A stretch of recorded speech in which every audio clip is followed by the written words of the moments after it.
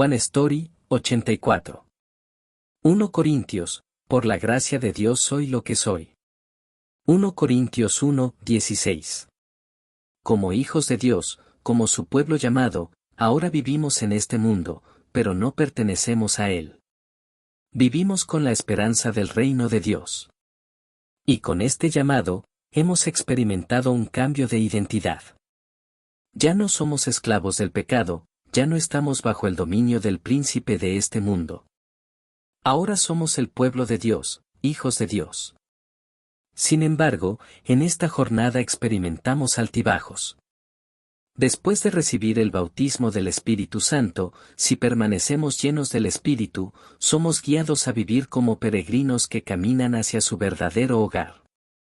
Pero incluso después de recibir el bautismo del Espíritu, si no continuamos en su plenitud, podemos encontrarnos, aunque tenemos la identidad de hijos, viviendo todavía como pecadores. Aún así, Pablo y los demás apóstoles insisten constantemente en sus cartas que vivamos como verdaderos hijos de Dios, llenos del Espíritu Santo. Recalcan una y otra vez que debemos vivir como peregrinos en camino hacia nuestro hogar celestial. Y ahora llegamos a 1 Corintios. A los llamados a ser su pueblo santo. Pablo, quien fue llamado a ser apóstol de Cristo Jesús por la voluntad de Dios, escribe a la Iglesia de Dios en Corinto, a los santificados en Cristo Jesús y llamados a ser su pueblo santo. Pablo fue llamado. Los creyentes en la Iglesia de Corinto también fueron llamados. Este tema del llamado es esencial, no solo en el pasado, sino como una clave para leer toda la carta. Y lo mismo es cierto para nosotros. Nuestra identidad espiritual no fue algo que logramos por voluntad propia. Dios, en su soberanía, nos llamó. Y nunca debemos olvidar eso. Estén perfectamente unidos en mente y pensamiento. La iglesia en Corinto estaba llena de conflictos. Algunos decían, yo sigo a Pablo, otros, yo sigo a Apolos, o yo sigo a Cefas, y otros, yo sigo a Cristo. Aunque habían recibido el Evangelio por medio de Pablo, comenzaron a formar bandos, unos siguiendo al elocuente y conocedor de las Escrituras Apolos, otros reconociendo a Pedro como apóstol principal. Pablo responde con firmeza y claridad. ¿Acaso está dividido Cristo? ¿Fue crucificado Pablo por ustedes, o fueron bautizados en el nombre de Pablo? Nadie puede tomar el lugar de Jesucristo. Esto puede parecer obvio, pero no siempre es fácil amar, seguir y confiar en un Dios invisible, en un Cristo invisible. Por eso Dios rechaza constantemente toda forma de idolatría. Los ídolos no son solo estatuas de piedra o madera. Todo lo que reemplaza a Dios y a Jesucristo se convierte en un ídolo, y la mayoría de las veces, ese ídolo es una persona. Solo en Jesucristo podemos estar verdaderamente unidos. Solo en Él podemos hablar con una misma voz, tener un mismo corazón y una misma mente. No hay otro camino. El mensaje de la cruz es poder y sabiduría de Dios. El mensaje de la cruz es locura para el mundo.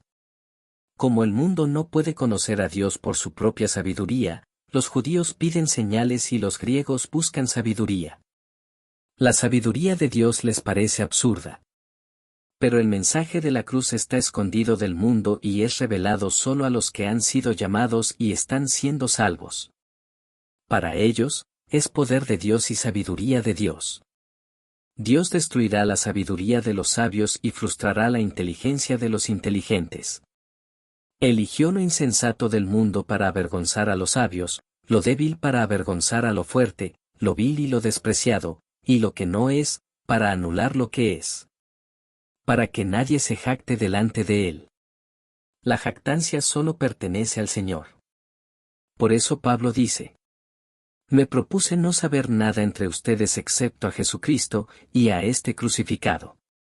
Porque el mensaje de Dios no vino con palabras persuasivas de sabiduría humana, sino con una demostración del poder del Espíritu, para que nuestra fe no se apoye en la sabiduría humana, sino en el poder de Dios. No es la sabiduría de esta era, ni de los gobernantes de esta era. Es una sabiduría que estaba escondida y que Dios destinó para nuestra gloria desde antes de la creación. Ninguno de los gobernantes de este mundo la entendió, porque si lo hubieran hecho, no habrían crucificado al Señor de la gloria. La persona sin el Espíritu no acepta lo que proviene del Espíritu de Dios.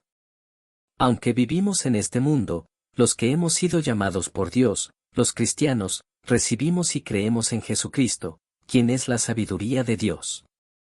Esta obra es posible únicamente por el Espíritu Santo, que todo lo escudriña, aún lo profundo de Dios. Aunque estamos en el mundo, no hemos recibido el Espíritu del mundo, sino el Espíritu que proviene de Dios, para que entendamos lo que por gracia Él nos ha concedido. Hablamos y discernimos las verdades espirituales mediante el Espíritu que nos enseña. Tenemos la mente de Cristo. Pero la persona natural no acepta lo que es del Espíritu de Dios. Le parecen una locura y no puede entenderlas, porque se han de discernir espiritualmente. ¿No saben que ustedes son templo de Dios y que el Espíritu de Dios habita en medio de ustedes? Pablo les dice a los corintios que aún son mundanos, como niños en Cristo, por causa de las divisiones que persisten entre ellos. Sea Pablo, Apolos o cualquier otro ministro, no son nada por sí mismos. Esto lo hemos visto claramente a lo largo del Antiguo Testamento, sin la gracia de Dios, hasta el más grande era el peor de los pecadores. Somos simplemente obreros en la viña, de pie afuera sin labor, hasta que el Señor nos llamó. Somos siervos inútiles, pero ahora llamados amigos, colaboradores en el servicio de Dios y siervos de Cristo. Por eso, nadie debe jactarse en los hombres. La Escritura compara con frecuencia al pueblo de Dios con una casa. Pablo dice que el único fundamento para esta casa es Jesucristo. Una casa edificada sobre otra base no es el templo verdadero. El templo verdadero es el que está edificado sobre Cristo. Y eso es lo que somos, el templo de Dios, donde habita el Espíritu de Dios. Así como el templo es santo, así también debemos serlo nosotros. Como Dios dijo una y otra vez en el Antiguo Testamento. Son santos, porque yo soy santo. El reino de Dios no consiste en palabras, sino en poder. Pablo afirma que un siervo de Cristo y administrador de los misterios de Dios debe ser hallado fiel. Él mismo, como siervo fiel, pasó hambre y sed, mal vestido, golpeado, sin hogar, trabajando duramente, maldecido, perseguido, difamado, tratado como la escoria del mundo. Después de haberles predicado el Evangelio, algunos arrogantes comenzaron a perturbar la iglesia con palabras vacías. Pero el reino de Dios no consiste en palabras, sino en poder. Con el corazón de un padre espiritual, Pablo dice: ¿qué prefieren, que vaya a ustedes con vara, o con amor y espíritu apacible? Porque fue a través del Evangelio que Pablo llegó a ser su padre espiritual. Desde ese mismo corazón de padre, Pablo primero reprende su inmoralidad sexual. Advierte que si alguien que dice ser hermano es inmoral sexualmente, avaro, idólatra, calumniador, borracho o estafador, no deben asociarse con él, ni siquiera comer con esa persona. Pablo también trata los pleitos entre creyentes. Llevar disputas ante tribunales seculares no es apropiado para el pueblo de Dios. Insistir en los propios derechos y ganar un juicio es, en realidad, hacer daño y defraudar a un hermano, y esas acciones revelan un corazón que aún no ha sido cubierto por la gracia. Quien no puede cubrir a otros con gracia, aún no ha sido cubierto por ella. Por eso Pablo advierte con claridad. ¿No saben que los injustos no heredarán el reino de Dios? No se engañen. Ni los inmorales, ni los idólatras, ni los adúlteros, ni los que practican la homosexualidad, ni los ladrones, ni los avaros, ni los borrachos, ni los calumniadores, ni los estafadores heredarán el reino de Dios. Glorifiquen a Dios con su cuerpo. Pablo recuerda a los corintios que fueron lavados, santificados y justificados en el nombre del Señor Jesucristo y por el Espíritu de nuestro Dios. Aunque todavía vivimos en la carne, aunque todo nos sea lícito, no todo conviene. Pablo dice que no se dejará dominar por nada. Por tanto, aquellos cuyo espíritu ha sido transformado, deben también ofrecer su cuerpo al Señor. Nuestros cuerpos son miembros de Cristo. Por eso debemos huir de la inmoralidad sexual. Una vez más, Pablo dice, nuestros cuerpos son templos del Espíritu Santo. Por lo tanto, debemos glorificar a Dios con nuestro cuerpo y con nuestro espíritu. Vivan conforme al llamado que recibieron. Pablo continúa hablando sobre cómo deben vivir los cristianos después de haber sido llamados. Aunque él personalmente permaneció soltero y recomienda ese estilo de vida, su énfasis principal es este. Cada uno debe vivir conforme al estado en que lo llamó el Señor, tal como Dios lo ha dispuesto. Si alguien fue llamado siendo soltero, es bueno permanecer así, pero si no puede dominarse, debe casarse. Los que ya están casados no deben separarse, aunque su cónyuge no sea creyente, porque no sabemos cómo puede obrar Dios a través del cónyuge creyente. Pablo está diciendo que incluso antes de que fuéramos llamados, Dios ya estaba obrando. Por eso, permanezcan en la condición en la que fueron llamados. Circuncidados o incircuncisos, quédense como están. Esclavos o libres, vivan como quienes pertenecen a Dios. El esclavo es libre en Cristo, y el libre es esclavo de Cristo. Pablo insiste en esto porque la situación presente es apremiante, y este mundo en su forma actual está por desaparecer. Así que no dejen que su corazón se divida. Si es posible, permanezcan solteros y dedíquense por completo al Señor. Jamás volveré a comer carne si eso hace caer a mi hermano.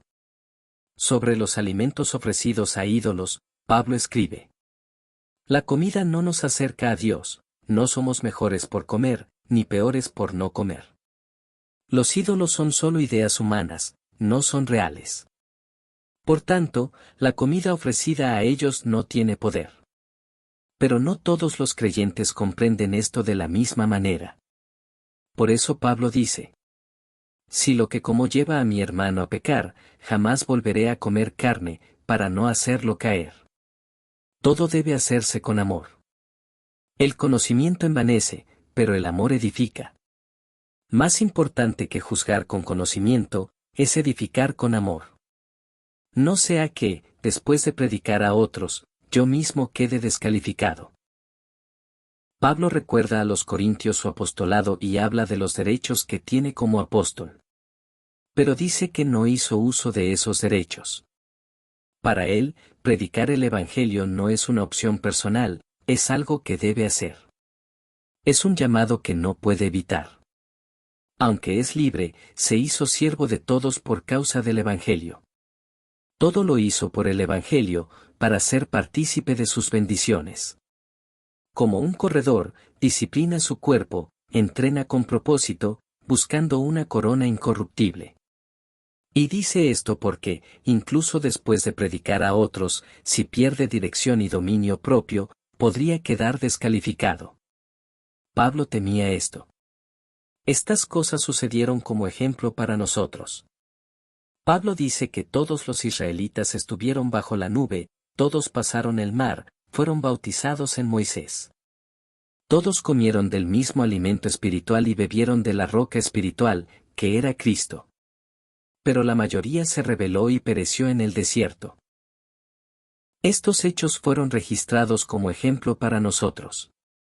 No debemos caer en idolatría, inmoralidad sexual, en poner a prueba a Dios ni en murmuraciones, como ellos lo hicieron. Estas historias fueron escritas para advertirnos, a nosotros que vivimos al final de los tiempos. Así que, el que cree estar firme, tenga cuidado de no caer. Dios es fiel. No permitirá que seamos tentados más allá de lo que podamos soportar. Y junto con la tentación, proveerá también la salida para que podamos resistirla. Ya sea que coman o beban, háganlo todo para la gloria de Dios.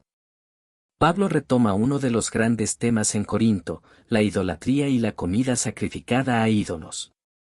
Dice que los ídolos no son nada y que la comida ofrecida a ellos tampoco lo es. Un cristiano puede comer de ella. Pero si otro creyente piensa que está mal, entonces, por causa de su conciencia, es mejor no comer. Así que, ya sea que coman o beban o hagan cualquier otra cosa, háganlo todo para la gloria de Dios. Busquen no su propio bien, sino el bien de los demás. Lo demás lo arreglaré cuando llegue. Pablo también trata el tema del rol de hombres y mujeres en el culto. Afirma que en el Señor, la mujer no es independiente del hombre, ni el hombre de la mujer. Porque así como la mujer procede del hombre, también el hombre nace de la mujer. Pero todo proviene de Dios. Habla sobre el velo, el cabello largo y el orden en la iglesia, y luego sobre la cena del Señor. Aunque el Evangelio ya había sido predicado y las iglesias establecidas, en ese tiempo muchas cuestiones teológicas y prácticas todavía estaban siendo definidas. Ustedes son el cuerpo de Cristo, y cada uno es parte de él. A esta iglesia llena de conflictos y divisiones, Pablo enfatiza la unidad. Enseña que todo don viene del mismo Espíritu, todo ministerio del mismo Señor, y toda acción del mismo Dios. Los dones pueden ser distintos, pero es el mismo Dios quien los distribuye, como Él quiere. El cuerpo tiene muchas partes, y aunque son distintas, forman un solo cuerpo. Ninguna parte puede decirle a otra, no te necesito. Más bien, cada parte debe cuidar de las otras, porque todos somos miembros del cuerpo de Cristo. No todos somos iguales, pero al estar unidos a Cristo, somos uno en Él. El amor es. Pablo describe el tipo de amor que debe marcar la vida de aquellos que han sido salvados por la justicia de Dios. Si hablo en lenguas humanas y angelicales, pero no tengo amor, no soy más que un metal que resuena o un platillo que hace ruido. Sin amor, la profecía, el conocimiento, la fe, la generosidad e incluso el sacrificio personal, no valen nada. El amor es paciente, es bondadoso. No envidia, no es jactancioso, no es orgulloso, todo lo soporta, todo lo cree, todo lo espera, todo lo persevera.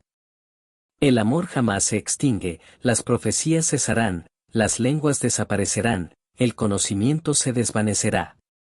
Cuando llegue lo perfecto, lo parcial desaparecerá. Ahora vemos de manera borrosa, pero un día veremos cara a cara. Ahora conocemos en parte, pero entonces conoceremos plenamente. Y ahora permanecen estas tres, la fe, la esperanza y el amor. Pero el mayor de ellos es el amor. Y como sabemos, este tipo de amor fue demostrado perfectamente solo por Jesucristo. Si reemplazamos el amor por Jesucristo en cada línea de 1 Corintios 13, veremos el amor mismo de Cristo. Háganlo todo para edificación de los demás. Pablo continúa dando instrucciones sobre la vida en la iglesia, especialmente respecto a la profecía y las lenguas. Su instrucción es clara. Todo debe hacerse para la edificación de la iglesia, porque Dios no es un Dios de desorden, sino de paz.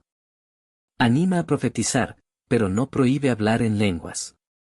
Aún así, concluye diciendo: todo debe hacerse de forma decorosa y con orden. Por la gracia de Dios soy lo que soy. Pablo reafirma el Evangelio. Que Cristo murió por nuestros pecados, según las Escrituras. Que fue sepultado, que resucitó al tercer día, según las Escrituras.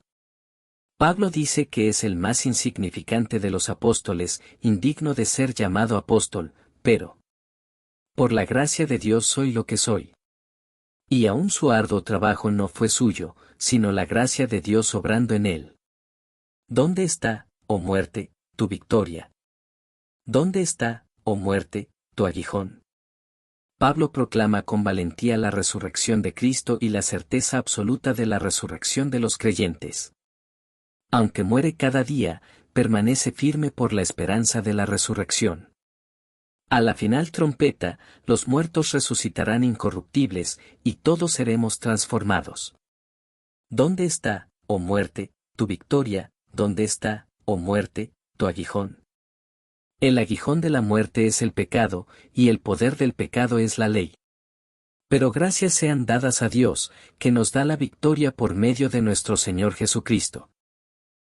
Por tanto, mis queridos hermanos, manténganse firmes e inconmovibles, progresando siempre en la obra del Señor, conscientes de que su trabajo en el Señor no es en vano. Estén alerta, permanezcan firmes en la fe, sean valientes, sean fuertes. Finalmente, Pablo exhorta. Estén alerta, permanezcan firmes en la fe, sean valientes, sean fuertes. Hagan todo con amor. Y declara con solemnidad. Si alguno no ama al Señor, sea anatema, ven, Señor. Pablo anhela la venida del Señor, porque para los creyentes, las pruebas de esta vida darán paso a la resurrección y a la victoria final. Por eso termina diciendo: la gracia del Señor Jesús esté con ustedes. Esta es la historia de la vida de los cristianos que han recibido el Evangelio de Dios como un regalo de gracia. Es la historia del celo incansable de Dios desde la creación hasta hoy. Aunque viven en el mundo y puedan parecer parte de él, el pueblo de Dios, sus hijos, nunca pueden pertenecer verdaderamente al mundo. Son personas de fe que no pueden vivir sin Jesucristo. Y la historia continúa.